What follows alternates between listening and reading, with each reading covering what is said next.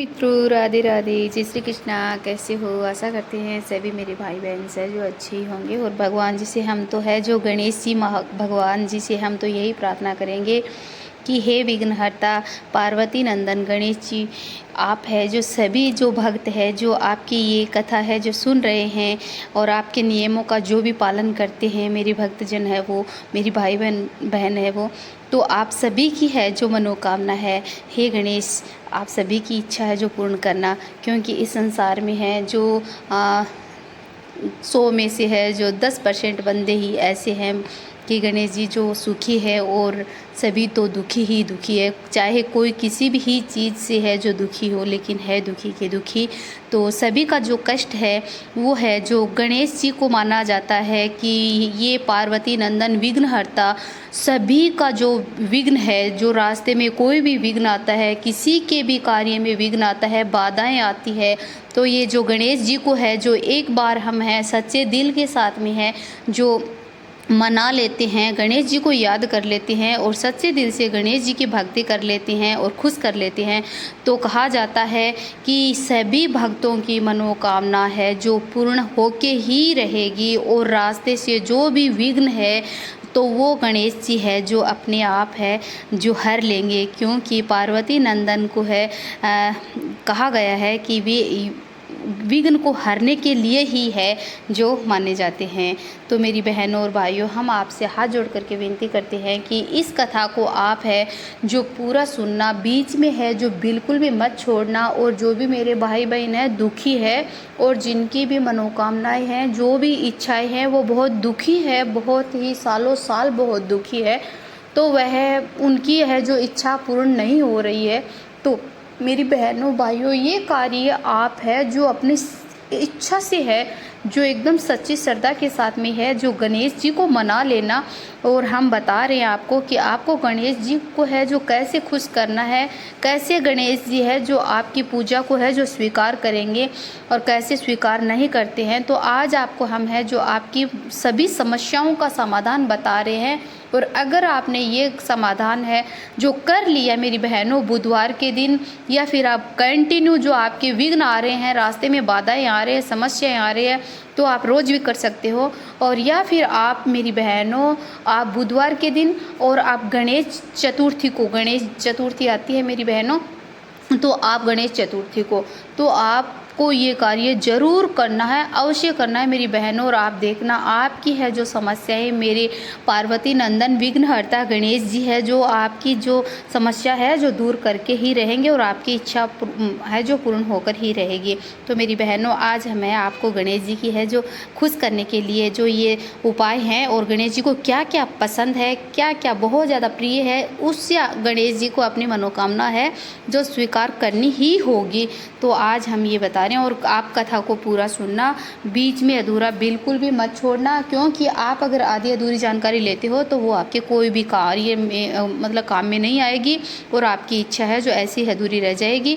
इसलिए आप कहानी को पूरी सुनना और आप कथा को जैसे भी हम बता रहे हैं तो आप ज़रूर ये है जो नियम है, नियमों का पालन आप अवश्य करना मेरी बहनों और भाइयों। देखना आप कितने खुश होगे और आपकी मनोकामना कितनी जल्द है जो गणेश जी है जो पूर्ण करेंगे। तो आपको पता होगा कि आप जब भी है जो गणेश जी को माना गया है कि कोई भी पूजा अगर हम घर में करते हैं या फिर किसी भी तरह की हम है कार्य, शुभ कार्य करते हैं, तो हमें है गणेश जी को सबसे पहले है मनाना होता है और गणेश जी को सबसे पहले याद करना होता है। गणेश पूजा है, गणेश वंदना है, सबसे पहले अपने को है जो शुभ कार्य में करनी चाहिए मेरी बहनों। अगर हम गणेश पूजा के बगैर, आप गणेश जी की वंदना करने के बगैर अगर हम कोई भी कार्य करते हैं, तो आप इस बात को है जो मेरी बहनों अच्छे से समझ लेना कि वो अपना कार्य, वो अपनी पूजा, वो अपना जो भी कोई भी कार्य है, तो मेरी बहनों वो पूर्ण नहीं होगा, वो अपना अधूरा ही होगा। चाहे कितनी भी बड़ी पूजा कर लो, चाहे कितना भी बड़ा हवन कर लो, चाहे कितना भी बड़ा कुछ भी कार्य कर लो, लेकिन गणेश पूजा के बगैर वो सब अधूरा ही होता है मेरी बहनों। इसलिए सबसे पहले अपने को है गणेश को ही मनाना है।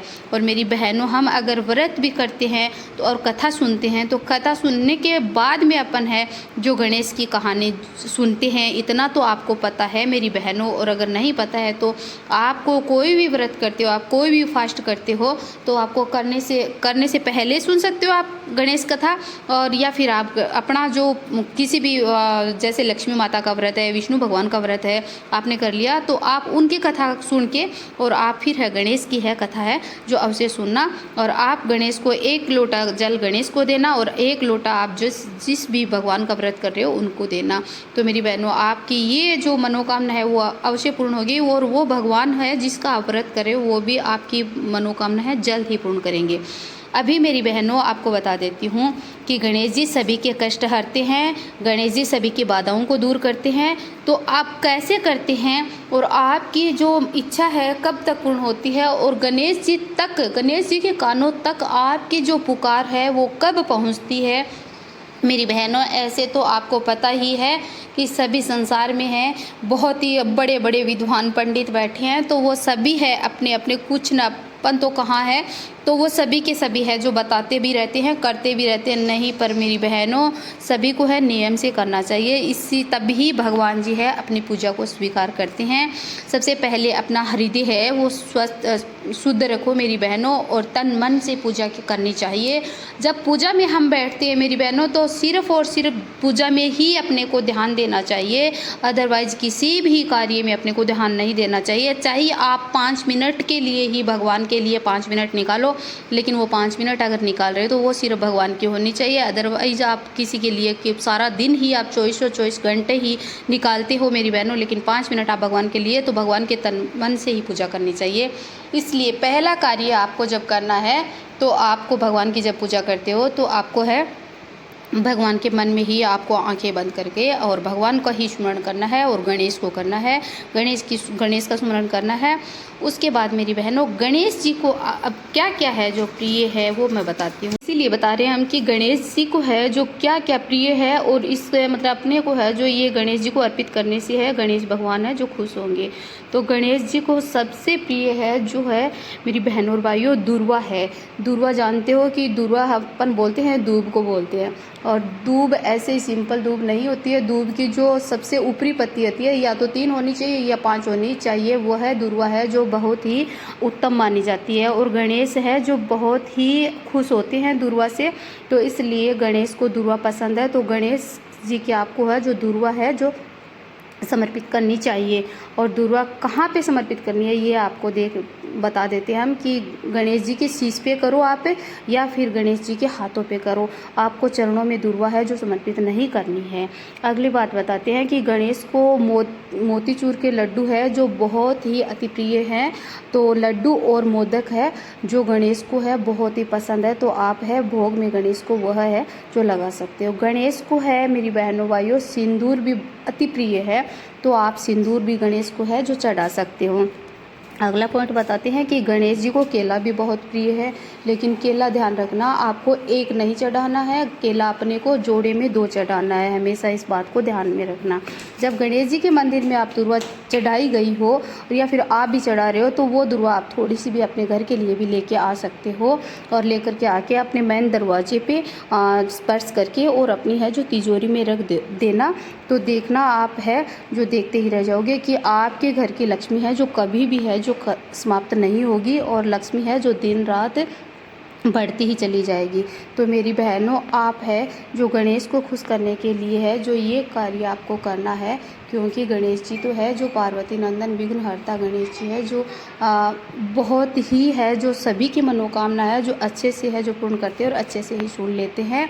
और आप जो अच्छे से अगर आप गणेश को खुश करने के लिए आप मंत्र का आपको जाप करना है, वो मंत्र बता देते हैं आपको कि जब आप दुर्वा समर्पित करते हो तो आपको बोलना है कि ओम गणेशाय नमः, ओम गणेशाय नमः। तो इस मंत्र का जाप आप 108 बार भी कर सकते हो, आप 21 बार भी कर सकते हो, आप 11 बार भी कर सकते हो, इससे कम तो नहीं करना है। और इतनी बार आपको जाप करके और आपको है जो गणेश वंदना है कर लेनी है।